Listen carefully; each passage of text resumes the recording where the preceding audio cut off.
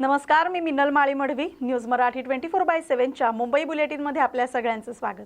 पाहूया मुंबईतील काही महत्त्वाच्या बातम्या. मुंबई कोस्टल रोडमुळे मरीन ड्राईव्ह ते वांद्रे पर्यंतचा प्रवास हा वेगवान झाल्यानंतर तिथं हवाई वाहतुकीची जोड देत मल्टी मॉडेल कनेक्टिव्हिटी देण्याचा प्रयत्न केला जातोय. त्यामुळे हेलिपॅड बांधण्यासाठी मागवलेल्या निविदेला रेमंड्स आणि जिंदाल या कंपन्यांनी प्रतिसाद दिलाय. अटी शर्तीची पूर्तता आणि छाननी अंती कंत्राटदारांची निवड केली जाणार आहे.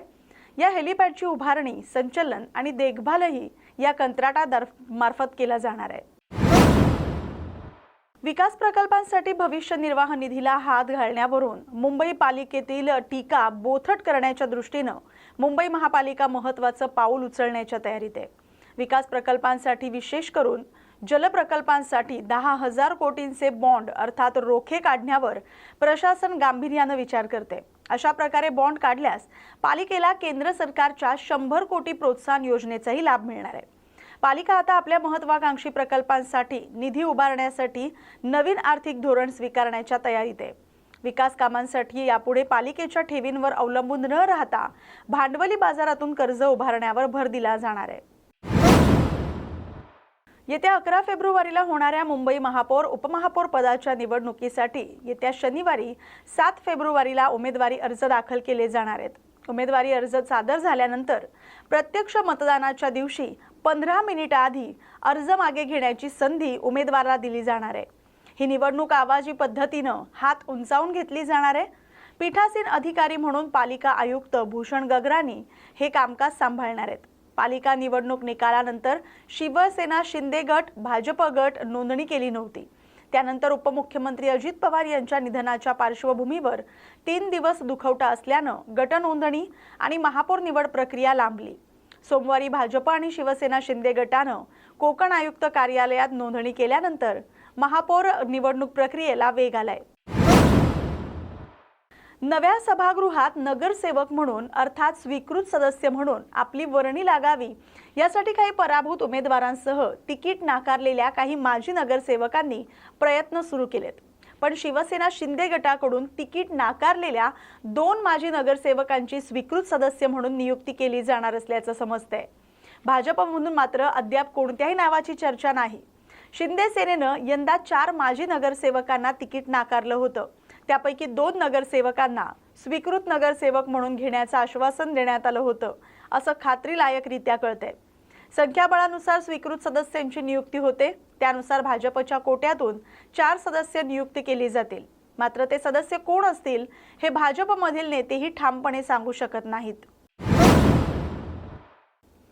मुंबई महापालिकेत गेल्या 3 वर्षांपासून बंद असलेली पक्ष कार्यालयं आता लवकरच खुली होणार आहेत. मात्र शिवसेनेचे 2 गट झाल्यामुळे आणि MIMचे 8 नगरसेवक निवडून आल्यामुळे मुंबई महापालिकेतील राजकीय पक्षांची संख्या वाढली. शिवसेनेचे 2 गट झाल्यामुळे आता शिवसेनेचे जुने मोठे कार्यालय 2 गटात विभागून दिलं जाणार आहे. त्यामुळे येत्या काळात हे दोन्ही गट एकमेकांचे शेजारी असणार आहेत. निवडून आलेल्या नगरसेवकांना कागदपत्र वाचण्यासाठी, पत्रव्यवहार करण्यासाठी, सभेपूर्वी नगरसेवकांची बैठक घेण्यासाठी पक्ष कार्यालयांची आवश्यकता असते. एखाद्या राजकीय पक्षाच्या नगरसेवकांच्या संख्येनुसार त्यांना लहान मोठं दालन मुंबई महापालिका प्रशासन देते. गेली 25-30 वर्ष मुंबई महापालिकेवर शिवसेनेची सत्ता असल्यामुळे त्यांचे सर्वाधिक नगरसेवक होते. त्यामुळे त्यांना आकारानं मोठे पक्ष कार्यालय दिलं जात असे. मात्र आता शिवसेनेचे 2 गट पडल्यामुळे हेच जुने मोठे कार्यालय 2 गटांना विभागून दिले जाणार आहेत. मालमत्तेच्या हस्तांतरणावर आर्थिक जबाबदाऱ्या लादणाऱ्या भाडेपट्टा कराराच्या अटी असल्या तरीही कोणतीही सहकारी गृहनिर्माण संस्था वैधानिक मर्यादेपेक्षा जास्त हस्तांतरण प्रीमियमची मागणी करून हस्तांतरित व्यक्तींना सदस्यत्व नाकारू शकत नाही, असं उच्च न्यायालयानं एका प्रकरणाच्या निमित्तानं स्पष्ट केलंय. विलेपार्ले येथील वल्लभनगर कोऑपरेटिव्ह हाऊसिंग सोसायटी लिमिटेडनं दाखल केलेली याचिका फेटाळताना न्यायमूर्ती अमित बोरकर यांच्या एकलपीठानं हा निर्णय दिलाय. भाडेपट्ट्याच्या भूखंडाच्या खरेदीदारांना सदस्यत्व देण्याच्या सहकारी प्राधिकरणाच्या आदेशाला सोसायटीनं आव्हान दिलं होतं. मुंबई महापालिका निवडणुकीत निवडून आलेल्या नगरसेवकांना मुंबईत थांबण्याचे आदेश सर्व राजकीय पक्षांनी दिलेत. महापौर आणि उपमहापौर पदाची निवडणूक येत्या 11 फेब्रुवारीला होणार आहे. त्यापूर्वी मुंबई सोडून जाऊ नये असे आदेश देण्यात आलेत. मात्र 9 फेब्रुवारीला अंगणेवाडीची जत्रा असून त्याकरता कोकण पट्ट्यातील अनेक नगरसेवक बाहेरगावी जाण्याची शक्यता आहे। भाजप आणि शिवसेना शिंदे गटाची गट नोंदणी सोमवारी पार पडले।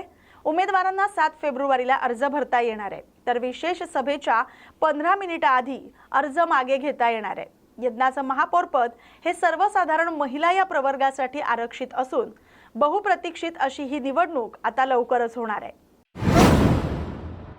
मुख्यमंत्री देवेंद्र फडणवीस यांनी वित्त विभागाची सूत्र हाती घेताच लाडकी बहीण यासारख्या योजनांमुळे तिजोरीवर पडणारा ताण लक्षात घेऊन काटकसरीचं धोरण स्वीकारण्याचे आदेश प्रशासनाला दिलेत। त्यानुसार सरकारच्या विविध विभागात होणाऱ्या मनमानी खरेदीला चाप लावण्यात येणार आहे। 15 फेब्रुवारीपासून कोणत्याही खरेदीच्या प्रस्तावांना मान्यता देऊ नये, निविदा काढू नयेत असे आदेश वित्त विभागाने सर्व विभागांना दिलेत।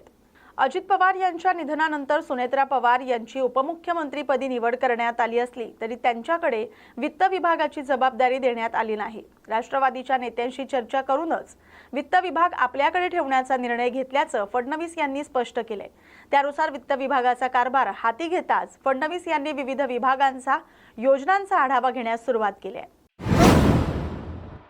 या बातमीसोबतच मुंबई बुलेटिनमध्ये वेळ झाला तर इथेच थांबण्याची।